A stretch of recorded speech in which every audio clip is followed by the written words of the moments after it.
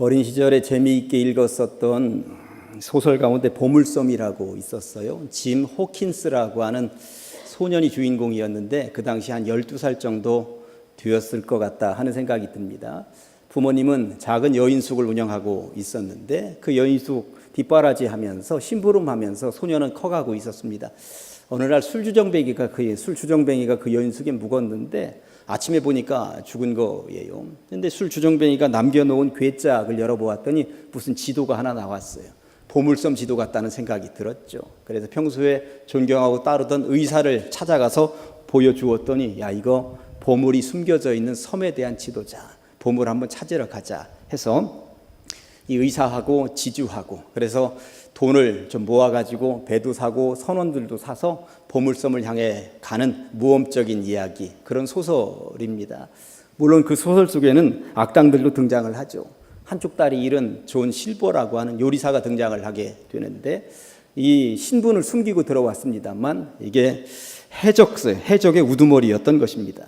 아무튼 이 소설은 숨겨진 보물, 무인도, 외다리 해적, 말하는 앵무새, 음모와 배신 등 어릴 때 정말 재미있게 읽었었던 기억이 있습니다.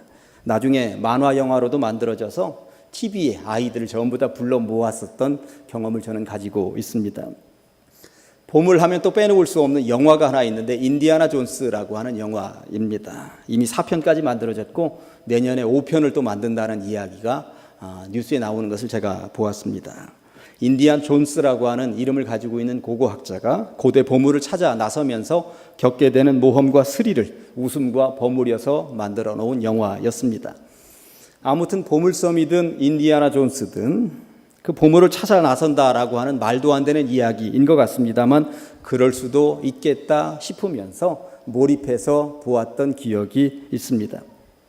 최근에는 울릉도 앞바다가 주목을 받았어요. 1905년 러시아 배 돈 스코이 배가 그곳에 침몰되었다. 거기에는 수조원의 보물이 숨겨져 있다더라 하면서 거기에 투자를 하는 사람들이 있었는데 결국 사기로 밝혀지게 되었고 사람들을 허망하게 만들기도 했습니다. 예나 지금이나 보물에 대한 관심은 사람들을 시선을 주목하게 하는 것 같습니다. 특히 주인 없이 감추어진 보물이 있었으면 좋겠다 하는 생각들을 누구나 다 가지게 되는 것이죠. 찾으면 내 것이 되는 것이기 때문에 주인 없는 보물, 아무튼 꿈을 꾸기도 해봅니다. 오늘 본문에도 감추어진 보물에 대한 이야기입니다. 남의 밭을 빌려서 농사를 짓는 소작농이 있었던가 봅니다. 열심히 농사를 지어서 반 이상 되는 수확물을 땅 주인에게 주어야만 하는 소작농은 참 눈물겨운 일 가운데 하나일 것입니다. 그러니 어지간히 일을 해서는 안 되었을 것입니다. 만약에 흉년이라도 드는 해에는 더 걱정입니다. 수확물이 없어도 땅 주인과 약속된 금액은 주어야만 하기 때문에 그렇습니다. 그러니 이 소작농은 열심히 처자식을 생각하면서 땅을 팠을 것입니다. 그날도 평소처럼 땅을 파다가 좀 더 파면 더 좋은 농사를 지을 수 있겠지 하는 생각을 가지고 곡괭이질을 했을 것이 분명하다 하는 생각이 듭니다. 그런데 곡괭이를 열심히 땅을 향해서 내리쳤는데 땡그랑 하는 소리가 났다라고 하는 것 아닙니까? 묵직한 울림이 들려왔습니다. 뭐지? 하는 생각이 들어서 파헤쳐 보았더니 땅속에 엄청난 양의 보물이 숨겨져 있었다고 하는 것입니다. 물론 남의 땅 속에 묻혀져 있는 보물이었으니 이건 내 것이 아니고 땅 주인의 것이어야 맞습니다. 도덕적으로는 그것이 맞는 이야기입니다. 그런데 오늘 본문은 도덕적인 이야기를 하기 위해서 주신 말씀이 절대 아니라고 하는 것입니다. 오늘 말씀을 도덕적인 잣대를 들이대면서 읽으면 전혀 오늘 말씀의 은혜를 받을 수가 없는 것이죠. 오히려 오늘 말씀은 천국을 설명하기 위한 비유의 한 토막이라고 하는 사실만, 정말 귀한 것을 발견했을 때 어떻게 할 것인가, 인생을 통하여서 가장 보배로운 것을 발견했을 때 어떻게 할 것인가, 이 시선에만 집중해서 성경을 읽어야만 은혜가 된다라고 하는 것입니다. 엄청난 양의 보물을 땅속에서 발견한 이 소작농은 집으로 돌아가서 오늘 찬양을 하면서도 여러분들 부르셨습니다만 집 팔고 땅 팔아 냉장고 팔아서 모든 돈을 다 모아서 그 밭을 사고 말았다는 이야기 아니겠습니까? 그리고 밭을 샀으니 밭 속에 숨겨져 있었던 그 보물은 소작농이었었던 이제는 땅 주인이 된 사람의 것이 되었다고 하는 이야기인 것입니다.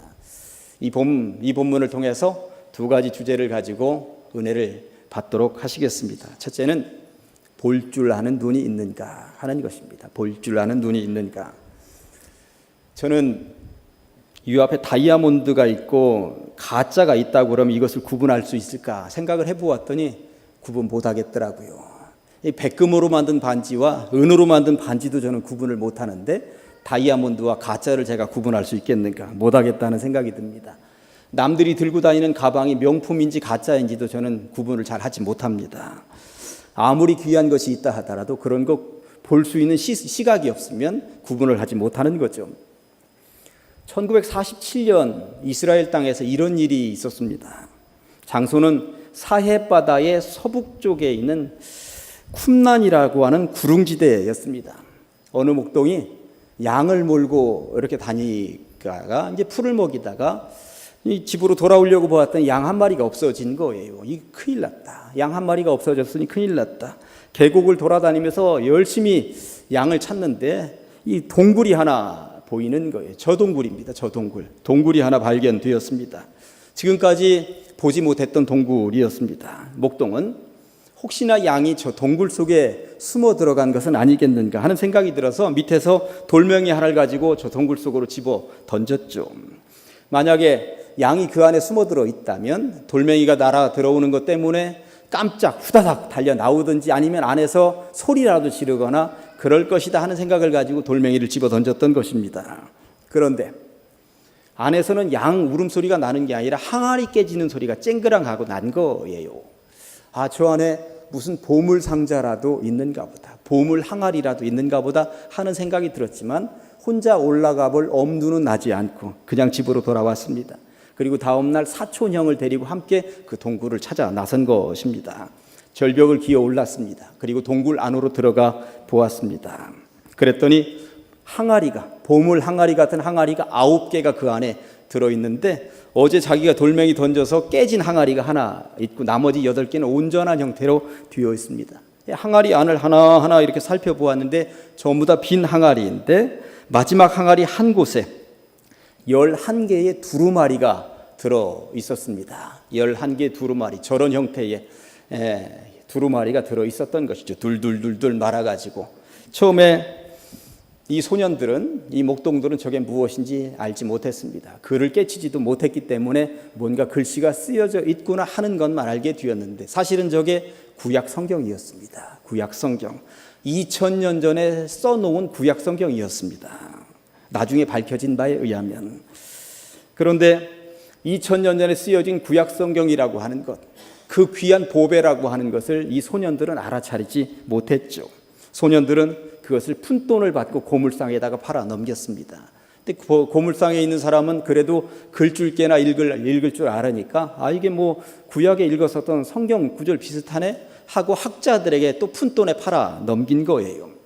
학자들이 이것을 보았더니 이게 최근에 쓰여진 것이 아니구나, 이것은 역사와 전통을 자랑하는 것이구나 하는 것을 알게 되었고 흩어져 있었던 이 두루마리를 다 모았습니다.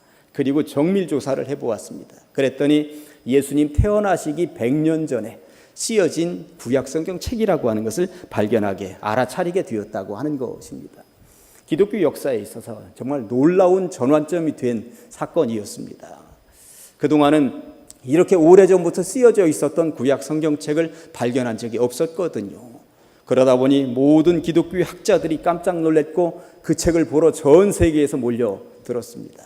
그리고 요즘은 예루살렘에 있는 박물관에 잘 보관을 하고 있습니다만 아무리 보배로운 것도 볼 줄 아는 시각이 없으면 그렇게 푼돈에 팔아 넘길 수밖에 없는 것이지만 볼 줄 아는 시각을 가진 사람들에 의하면 이게 이렇게 귀한 보배이구나 하는 것을 알아차리게 되더라라고 하는 것입니다.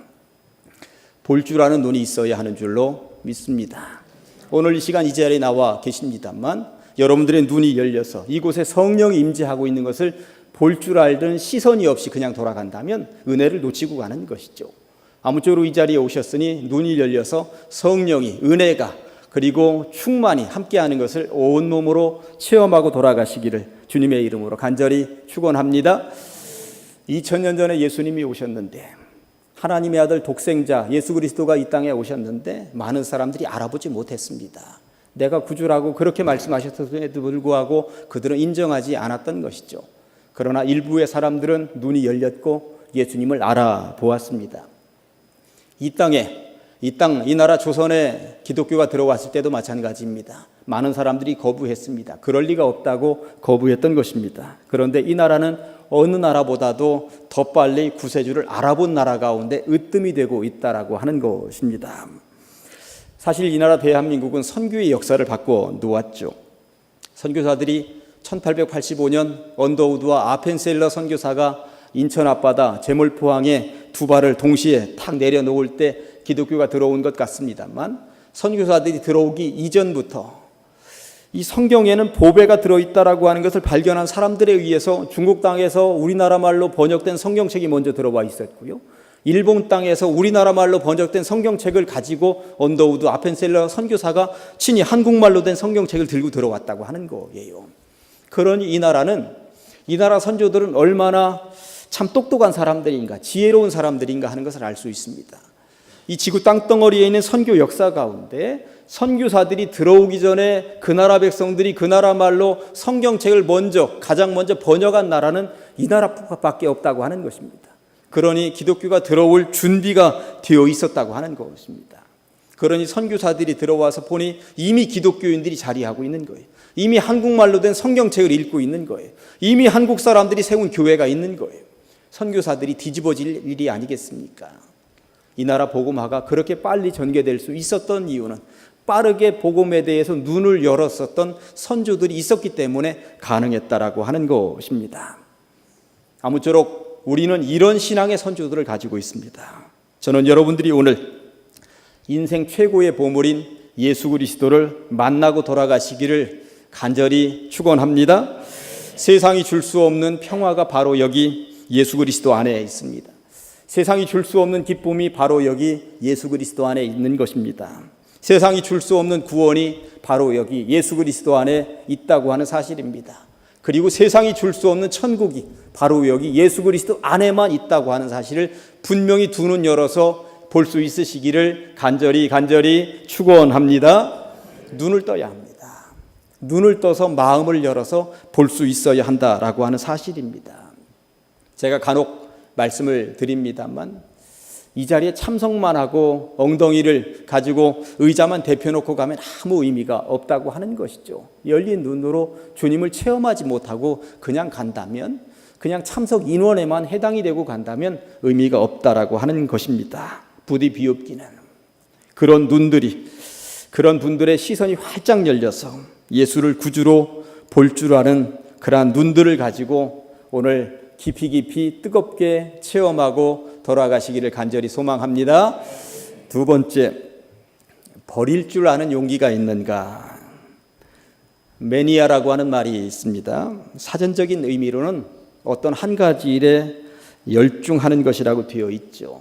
좀 편하게 얘기하면 어느 한 가지에 미쳐 있는 것이라고 말할 수 있습니다. 제가 아는 복지기관의 사회복지사 한 명은 자전거에 아주 미쳐 있습니다. 출퇴근을 매일 자전거로 하죠. 이 사회복지사의 자전거는 수백만 원 듭니다. 제가 얘기를 들어봤더니 한 달 승용차를 운행하면서 드는 경비하고 거의 비슷하게 자전거에 돈이 들어간다고 그러더라고요. 헬멧 하나도 엄청나게 비싸고요. 그러니까 자전거 얼마나 애지중지 자전거를 관리하는지 모릅니다. 올 여름이 얼마나 더웠습니까? 아내가 당신 이러다 쓰러지니까 승용차 타고 가 하는데도 절대 승용차 타지 않았다고 그럽니다. 아침 저녁으로 이 더위에도 자전거. 지난 겨울은 또 얼마나 추웠습니까? 그 추운데도 관저동에서 둔산 지역까지 매일 자전거로 출퇴근을 했다고 하는 거예요. 거의 미친 수준이 아니겠습니까?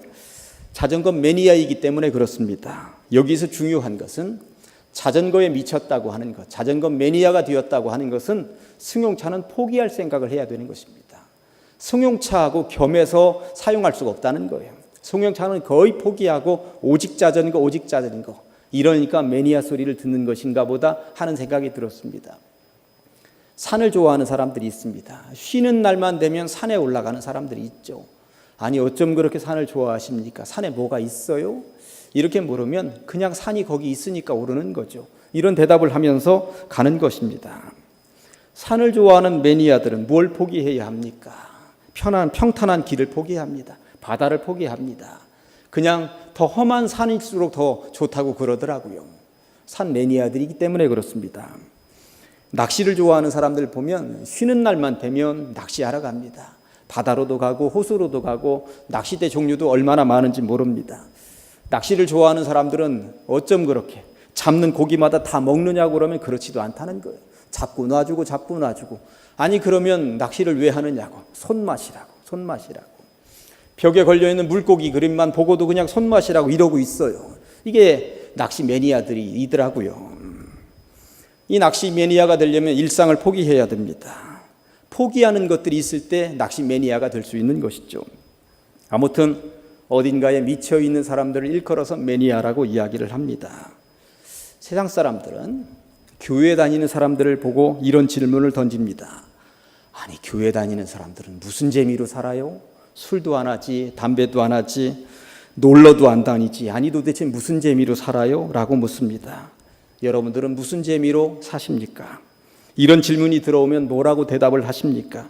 한결같은 대답은 예수 믿는 재미로 살죠. 여야 할 줄로 믿습니다. 예수 믿는 재미가 얼마나 좋은지 그들이 모르니까 그렇죠. 세상이 주는 어떤 기쁨보다도 예수 믿는 기쁨, 이 기쁨이 가장 으뜸인 줄로 믿습니다. 우리는 예수 매니아들입니다. 그 어떤 것과도 바꿀 수 없는 예수 매니아라고 하는 것입니다. 이렇게 대답을 해주면 그들은 도저히 이해를 못하겠다고, 그리고 고개를 갸우뚱하면서 이러고 있습니다. 그들의 눈에는 우리들의 이런 모습이 고리타분하고 한심해 보이는 것이죠. 이해 안 되는 것이 당연할 수 있습니다. 예수 믿는 재미를 느껴봤어야 알죠. 우리들도 예수 믿는 재미로 살기 위해서, 예수 매니아가 되기 위해서 포기해야 하는 것들이 많이 있습니다. 시간을 포기해야 합니다. 고향 내려가는 시간을 이 예배드리기 위해서 뒤로 미뤄 놓았을 수도 있습니다. 또 용돈 드려야 하는 것 가운데 또 헌금으로 또 따로 챙겨 놓았으니 또 이렇게 돈을 이곳에다 투자해야 될 수도 있습니다. 산을 포기하고 낚시를 포기하고 공부를 포기하고, 공부는 포기하면 안 되겠구나.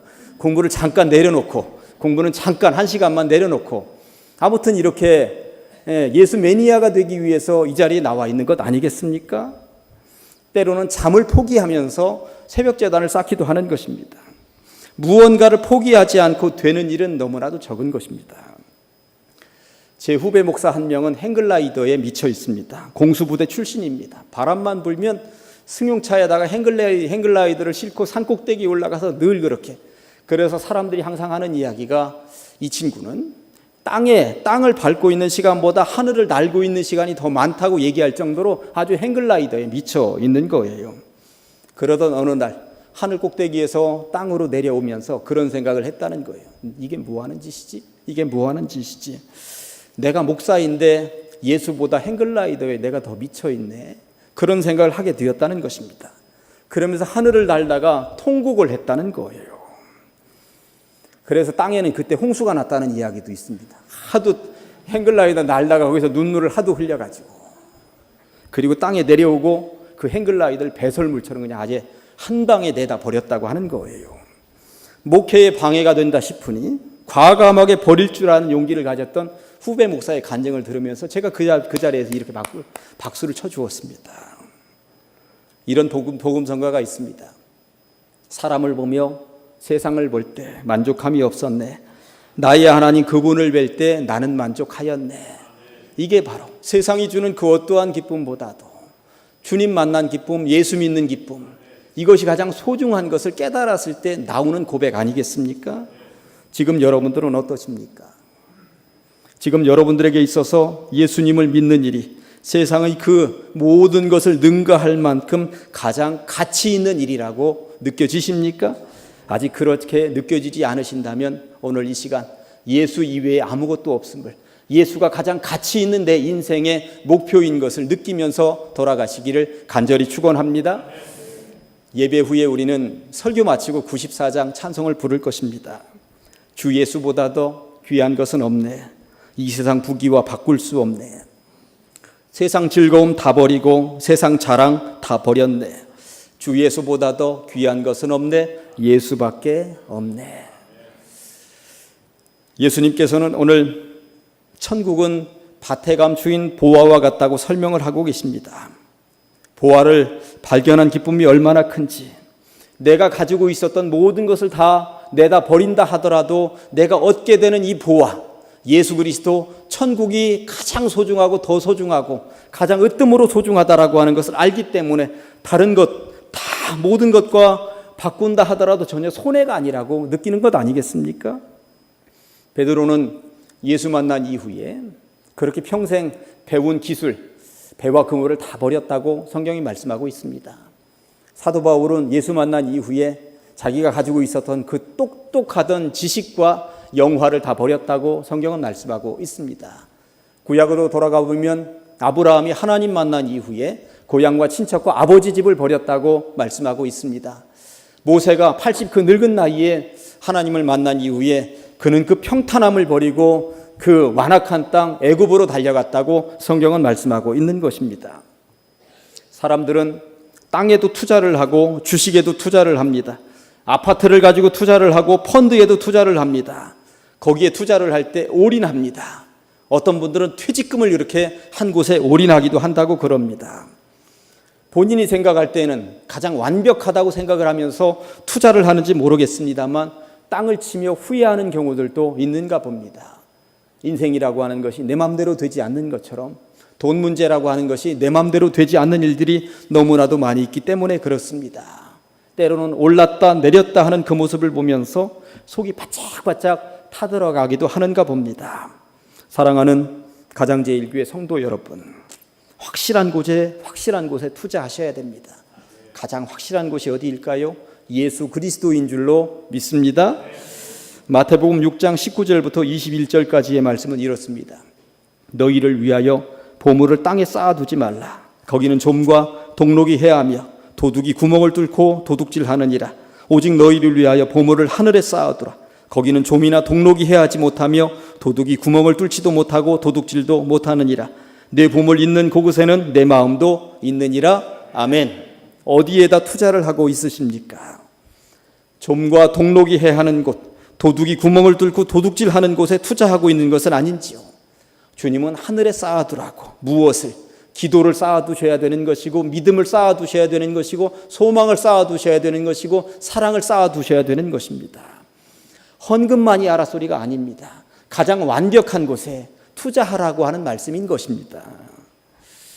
남자분들은 밖에 나가서 생활을 하시다 보면 여러 모임을 가지게 됩니다. 그런데 그런 모임들 가운데 정이 더 가는 모임이 있습니다. 그런 모임에는 기본적인 회비 이외에 특별 회비를 더 내거나 남들 몰래 후원을 하기도 합니다. 내 보물 있는 곳에 내 마음도 있다는 말이 이런 말입니다. 그런데 그 어떤 모임보다 교회의 이 모임이 뒤로 밀린다면 우리들은 번지수를 잘못 찾고 있는지도 모르겠다 생각이 드는 것입니다. 오늘 이 시간 우리는 이 예배에 참여함으로 천국에 투자하고 있는 줄로 믿습니다. 세상 사람들이 볼 때는 시간도 버리고 헌금도 버리고 다양하게 놀 수 있는 시간도 버리고 그리고 독서실에 가서 공부할 수 있는 그 시간도 버리고 있으니 아깝다 할 것입니다. 그러나 우리는 예배합니다. 이 예배가 나를 확실한 천국 백성으로 삼아줄 것이라고 하는 확신이 있기 때문에 그런 것이죠. 이제 말씀을 정리합니다. 두 가지 말씀드렸어요.